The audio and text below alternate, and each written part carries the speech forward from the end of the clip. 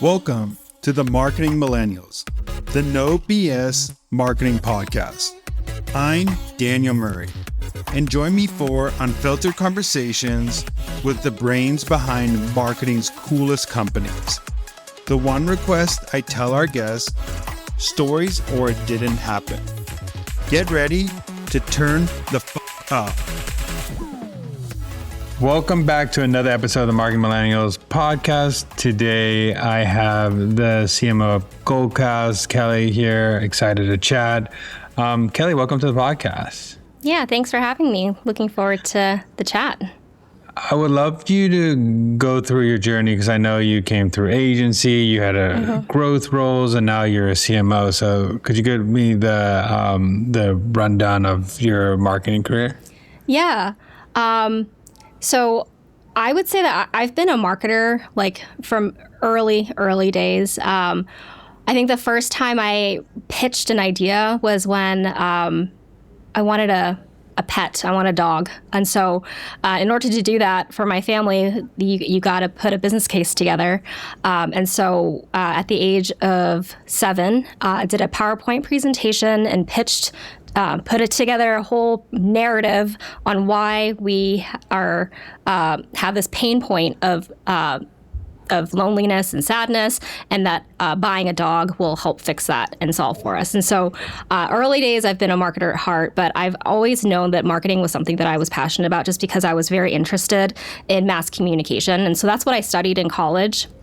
And while in college, I was in Boston, and so had the luxury of being in a large city. So I did internships throughout the years in college, and really got into the advertising agency space, both in account management. Then, after I graduated, it was media planning was how I got into marketing specifically. So through media planning and strategy and coordination, that's really how I got into performance marketing. Always been within the B2B side of things, also while learning about the B2C side too. So I've always balanced some kind of B2B book of business on the agency side, but also working with consumer packaged goods, luxury, retail, et cetera. So really having that 360 view of marketing, both on the consumer side, but also on the business side. And from the agency side, I bounced around here and there, small, medium, large size agencies, and decided to go in-house because I really wanted to make bottom line impact. I think on the agency side, it's so easy to get tripped up on like the vanity metrics of clicks and cost per clicks and cost per leads. But I really wanted to understand like ROI and how to actually measure that in a very complex system. And so that's when I went in-house and really started really understanding more about the B2B marketer's role.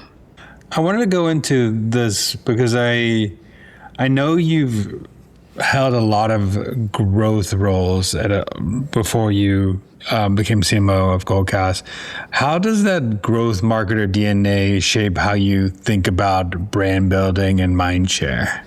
Yeah. So when I think about growth marketing, it's the foundation of it is having a growth mindset. So growth is one thing that every business wants. So when you see there's a growth role, whether it's a growth product, growth marketer, growth whatever position, it's always interesting because, of course, any company wants growth. But I think when it comes down to actual growth marketing, it's operating in an agile way and consistently experimenting and hypothesizing and really being able to use experimentation to help move the needle towards what your hypothesis is on what you're trying to grow.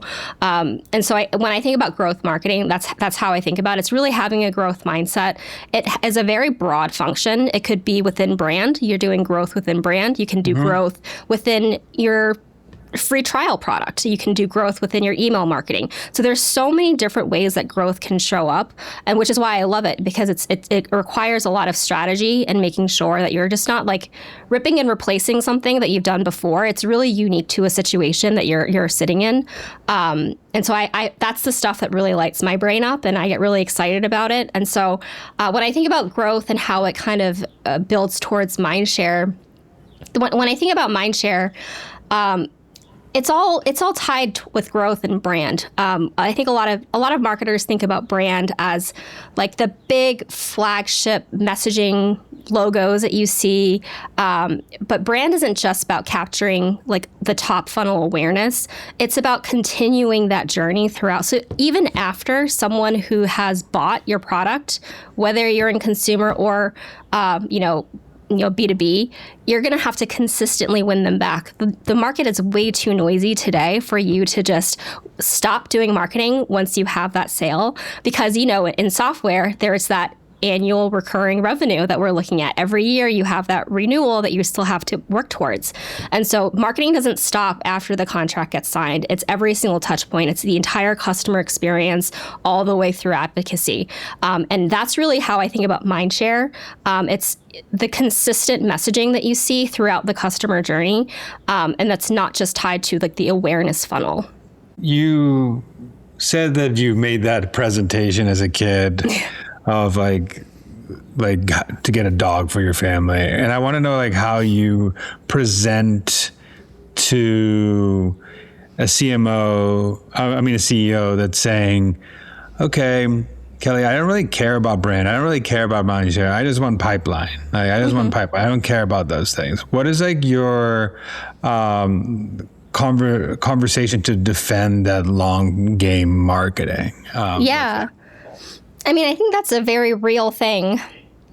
A lot of people equate brand to mindshare. In my mind, mindshare is the bigger hierarchy and brand is underneath it. It's still a big category, but mindshare covers the broad spectrum across the entire brand experience and journey. And it kind of bridges thought leadership as well.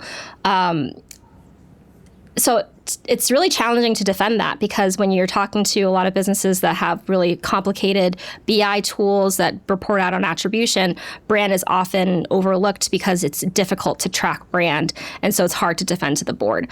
And so I think it's a lot of educating about marketing. So when you're going to get, budget buy-in, like the CMO going to the board, going to the CFO may not understand how marketing works, the value of marketing beyond what you see in a spreadsheet. And so it's really on the marketing leader is to do that cross-functional education. So all the stakeholders understands the impact of marketing beyond what you can track in terms of ROI.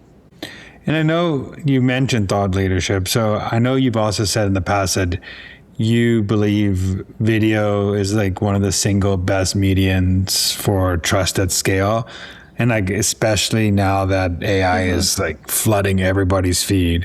Why do you think video specifically is one of the best mediums to invest in?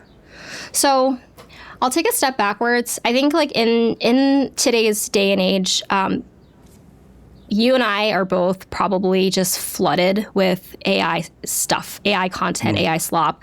AI is getting better. I'm definitely catching myself being like, is this AI or is this not AI?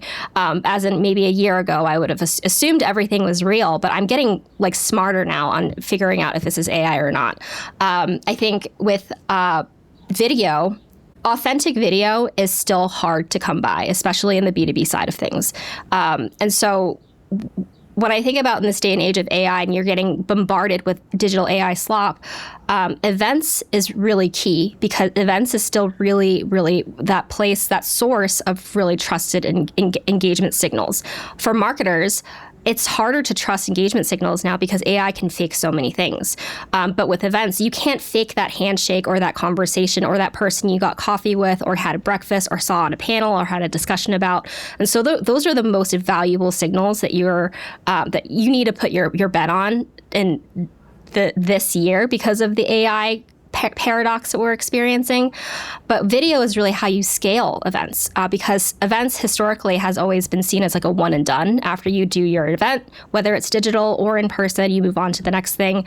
But with AI, you can repurpose and really, really take your video content and repurpose it into small little clips across your YouTube playlist or your Instagram Reels or your LinkedIn, turn it into multimedia content like blog posts with both text and video.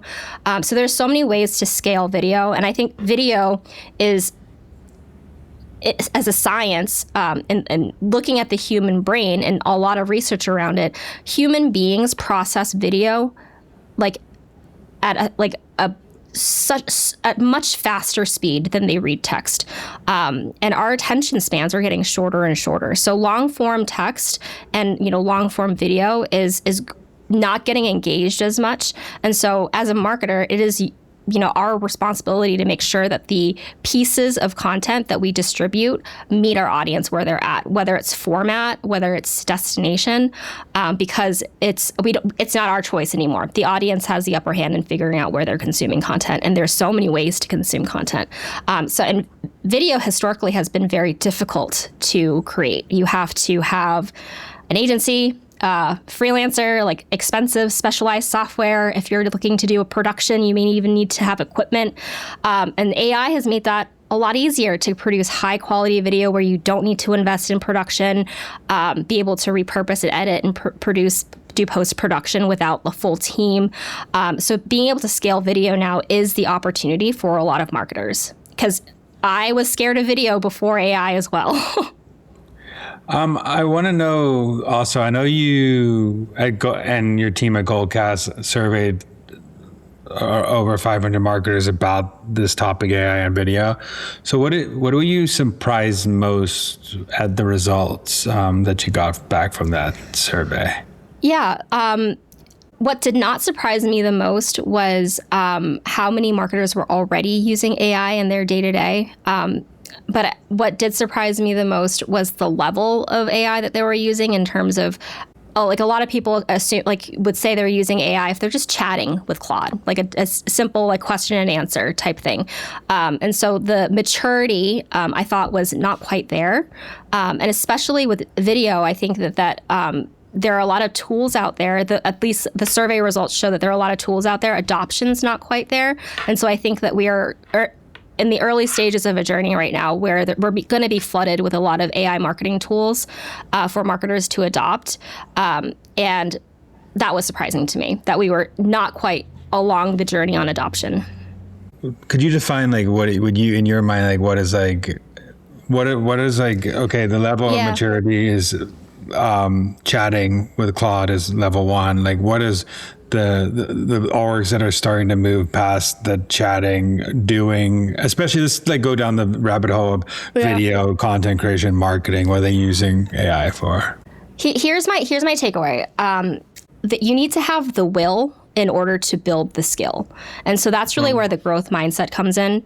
If you don't have the growth mindset to want to learn about AI, you're not going to make the time to do it. Because from what I know is that all marketers that have a full-time job right now, or even not a full-time job, they're slammed. They're so busy to do more with less.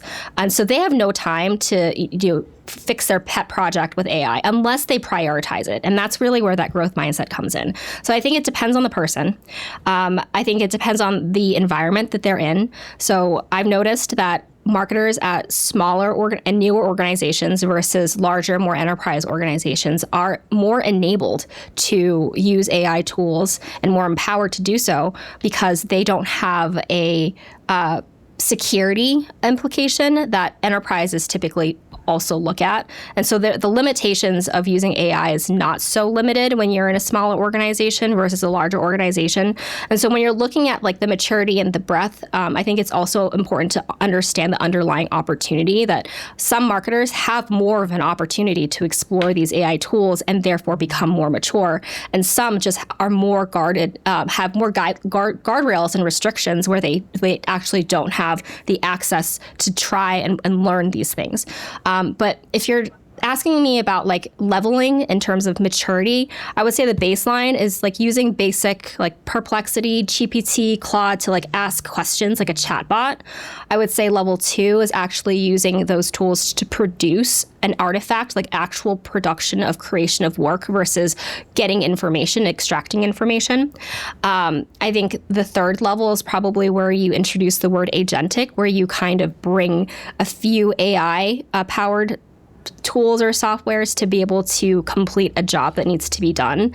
And then I think the very, very mature AI marketers are kind of using agentic workflows across teams and not just on an individual job to be done. So think about a workflow for like account-based marketing, for example, where there's an agent that, does the promotion and then automatically does like the program setup and then automatically does the actual content and automatically does the post event.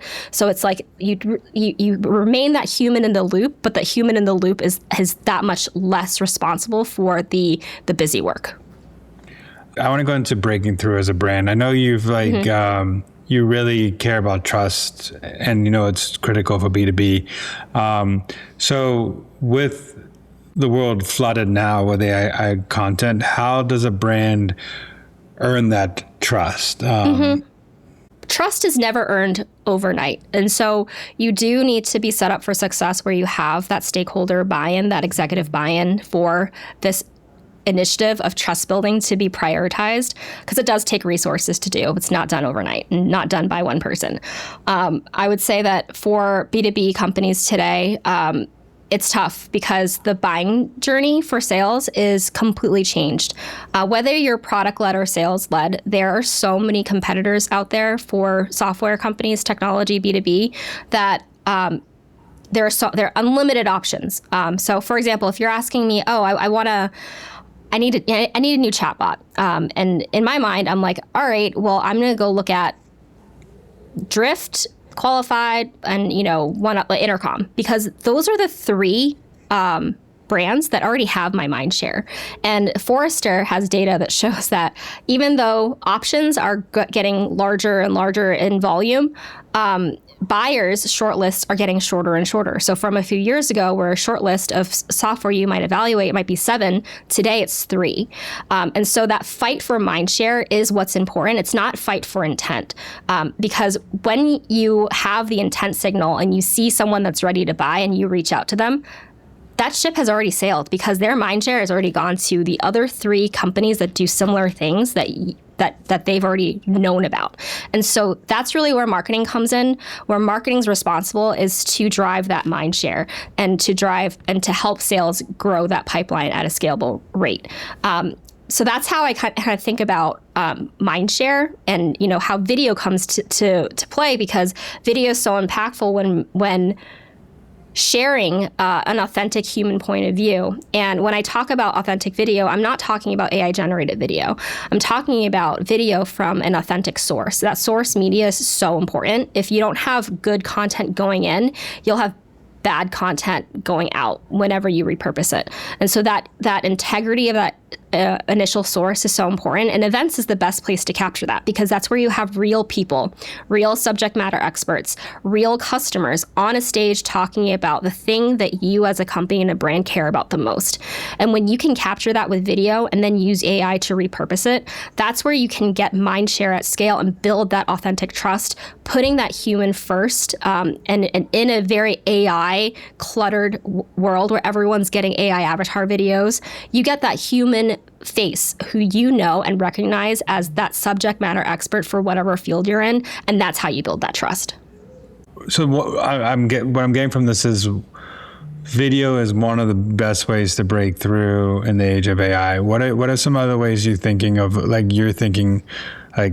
does Goldcast break through besides doubling down on video? So when I'm looking at my team today, it looks very different from maybe 2-3 years ago in terms of what we're prioritizing, just because I have limited resources.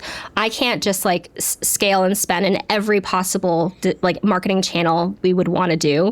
And so really, really prioritizing. And so we are really focusing on video and events, like I said, which makes a lot of sense for Goldcast and Cvent as, video and events companies. But we're also really looking at community engagement. So really, really working on our influencer programming to build that authenticity and trust with brands through a proxy of a subject matter expert and their audiences. So using influencers, partnering with different communities in this space. So marketing millennials as an example, really, really, really prioritizing that engagement with the people versus producing like another ebook or another report that could just be, generated by AI if I just type a couple words. And so really, really prioritizing those human connection moments, because in a world where there's just so much digital AI slop, this is what is breaking through, is that human connection piece. You said earlier that AI is really, in the age of AI, it's easier than ever to like produce more video. What does it look like actually using AI to produce video? Like, what do you need to do? Do you need to like have a long form piece of content? Like, do you need to have someone going to a conference and getting a clip? Like how are you thinking about like using AI for video? Yeah. So at Goldcast, we use Goldcast as our webinar solution. And so we run a lot of webinars, and we record all those webinars automatically through Goldcast, and we repurpose them automatically through Goldcast. So it's all through one system, and I would call that like an agent on its own. And so what it looks like is if we had a virtual event, for example, it's a flagship virtual event. It's, 4 days, we've got 30 speakers. I would then post-event or even during the week of the event, go through the content and work on the content strategy of like distribution. So how do I want this virtual event to live on after the live experience? Okay, I'm going to put together a landing page with a couple of videos on clips so people can go through and watch the highlights.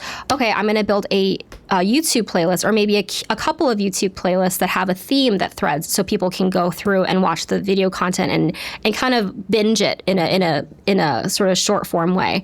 So there's different ways that you can think about it and strategize on how the video gets distributed and created after you process it with AI. But I'm a believer that in this day and age, with AI making videos so much easier, you have to, as a marketer, be curious enough and interested enough to figuring out on how to do it yourself. Gone are the days where you would be able to say, oh, I need a video editor, let me go find the budget for it. That's my prediction in the shift in how we work, is that it's going to be expected that you are able to do it yourself because AI is enabling it for the marketer.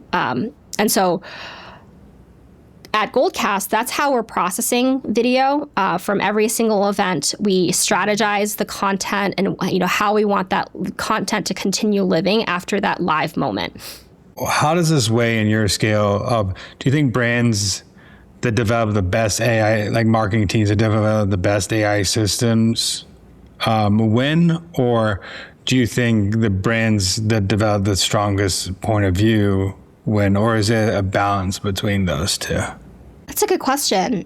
At the end of the day, I think for a business to win, you need to have, product market fit and a message that resonates with, your buyer. That's table stakes. Without that, any kind of AI structure or foundation or abilities is never going to make you get more buyers.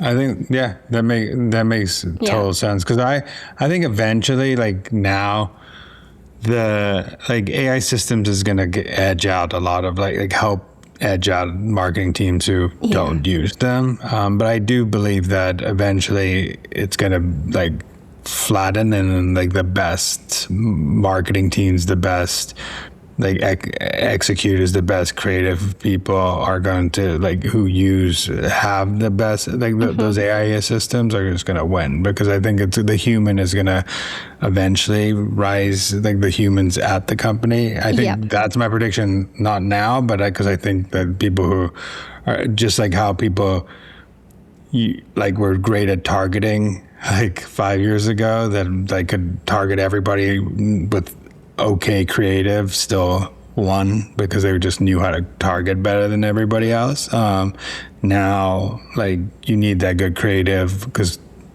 the systems could target for you. Yeah. So I think the same thing's going to happen with AI. It's it's going to flatten, and someone who the people who have taste, who use Goldcast, for example, are going to win versus the people who are just spitting things, putting generic things out, and then thinking that they're going to win that way. You make a very strong point with taste. Who knows what AI is going to do or going to be able to do like a month from now, a year from now. Like we'll probably be very, very, very impressed. As of right now, I don't see that AI has the taste for like, they don't have the benchmark for taste. Like AI is not very good at getting taste right yet, especially for like brand creative. So it'd be very interesting to see how things develop from here on out. I want to also ask you, what's something you believe about AI and marketing that a lot of marketers probably would disagree with you on? I would say there is a scenario where you, as a marketer, are overusing AI and no longer having that human point of view. And I would just caution marketers for not falling into that lazy marketer trap. So making sure that human in the loop is still very, very strong, because I think that there is a world where we have AI talking to AI. I'm doing some work and AI helps me create a document. I send it over to somebody and ask them for feedback, and they have AI give feedback. And so we've got AI talking to AI, and I think that's just not productive.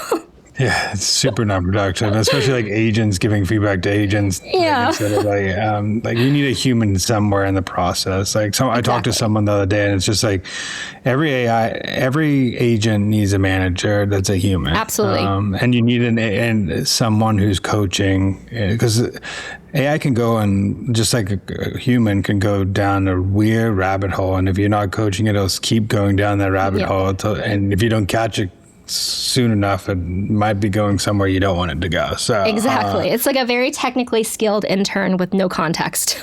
Exactly. I want to ask you, like, how are you thinking about, let's say, like hiring and structure of your marketing team now that AI is in the picture? Like what's like different than what you thought about when you built a marketing team 4 years ago? I am personally taking more of a crawl, walk, run approach. So I've seen very, polarizing opinions out there about replacing complete roles with, AI agents, and maybe even getting rid of the marketing leader because it's really all agents. And so I'm more of a believer of crawl, walk, run, where right now, really looking to evaluate and understand the team's like skill and will of AI as a general sort of theme and functionality. And then, as we continue to grow our business and, as our strategy and our challenges continue to pivot, and any opportunity to be able to hire somebody that has that built-in AI understanding and growth mindset, that's how I'm kind of bringing in the AI talent and building the team out. So I'm not necessarily saying, okay, this function is going to be replaced completely by 12 agents, and I'm going to need one person managing those agents. I'm not kind of going that far yet, and I'm kind of more watching the market and seeing the capabilities evolve and seeing how, at least in a large enterprise organization like Cvent, how we are able to take advantage of some of the AI capabilities and structures without completely blowing everything up and having business impact for the sake of using more AI. Yeah, like it's like tough because I think, like we just said, like you need someone with taste to coach some of these people. And if you like create an agent for, let's say, a role that's never been done by someone who had tasted or like experience, and you use an agent, like how are you actually knowing what good looks like if you've never seen what good looks like in that with that agent? I mean, the agent might be learned from a tool that someone who was a good, let's say, content marketer did, but I think you can't completely replace that person, because that person is like gonna tell the agent like, okay, this is bad or good. I just think agents right now are like hires for like people who are already great on your team. Exactly. And so it's an interesting kind of almost generational thought, because I almost feel bad for new graduates coming into the workforce, because I see that, AI really came into like at least my work day-to-day life, maybe like 6-7 years ago. I think like ChatGPT first came out and it was like crazy. I remember that day very well. But before AI came, I had to be such a subject functional expert in my role. Like I have to know and really, really understand the steps of my job and what my job is impacting. And then I was able to build the agents because I have the context and the experience to really understand what this agent is supposed to do for me. Anyone coming in new to the workforce and is starting to learn about this, they're being asked to skip steps. Like, oh, you don't have to learn how to do it. We just have an agent and you just have to like poke a couple buttons. And I think that's a mistake. I think you still as a human need to know the foundations and understand how it's done, or else you're never going to really be able to learn like how is this impacting? How do I take it to the next level? How do I continue to incrementally build to make it better? Because I think for those that don't know the foundations of a role that an agent potentially is replacing, you're losing that foundational knowledge, that tribal knowledge. Yeah, and I think what you said, like if we go down the road where like graduates are only using AI tools to like do their job, what is marketing really going to look like if those marketers have not really like learned the foundations of great marketing? They just learned what AI showed them what great marketing is because they have never done trial and error. And it's kind of scary to think about that we could lose some potentially great marketers because they just solely have depended on AI and not gone through like that grind of not being with AI. Not go with AI. I'll ask you one more question that I ask everybody in this podcast. What's a marketing hill you would die on? Marketing should be gold on pipeline. There we go. I totally agree. It's I always say revenue is a team sport. Pipeline's a team sport. It's like not. It's so. You can't do great marketing if you don't know the outcome. That's why you said you've been like tinkering around like e-commerce B2C and like they totally own the outcome in marketing. It's like they own. My wife runs marketing. The chief digital officer for a CPG brand, and she is gold on the outcome of someone comes to my site for an ad. Do they convert or they not? And what's the CAC and what's the ROAS? And B2B sometimes have lost that. In some places don't get that skill set. And it's going to be, it's a skill set that every marketer should learn. I also just think that like you said, revenue is a team sport. A lot of teams that I see a lot of sales and marketing tension is when marketers are anchored on like MQLs or gold on MQLs and sales on revenue, and they're not the same denomination of dollars. And that's what creates a lot of tension, because that's when the conversations of, oh, the MQLs are garbage. That's why there's no revenue. And so that's where you start the finger pointing. And I think if you take that problem away where like the goals have the same denomination, there's really no finger pointing anymore. Oh, I've seen that so much. The MQLs are bad, and then the marketing goes back and says, well, these 3 sales reps are converting. Like, why aren't the other 6 converting over there? Do you have the bad team? And it's like, go back and forth. Instead of just playing the game to help level everybody up to get to the spot.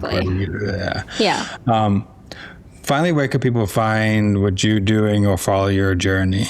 Yeah, my LinkedIn is the best place to find me. So I'm happy to connect and learn and chat with other marketers. Thank you so much for coming on. I really appreciate it. Thanks for having me, Daniel. Thanks so much for listening. Keep tuning in to hear more great insights from the coolest marketers from around the world. If you haven't already, make sure to subscribe and follow the Marketing Millennials podcast on Apple Podcasts, Spotify, YouTube, or wherever you get your podcasts. And if you like what you hear, I would greatly appreciate you giving us a 5-star rating. It helps bring more marketers into our community.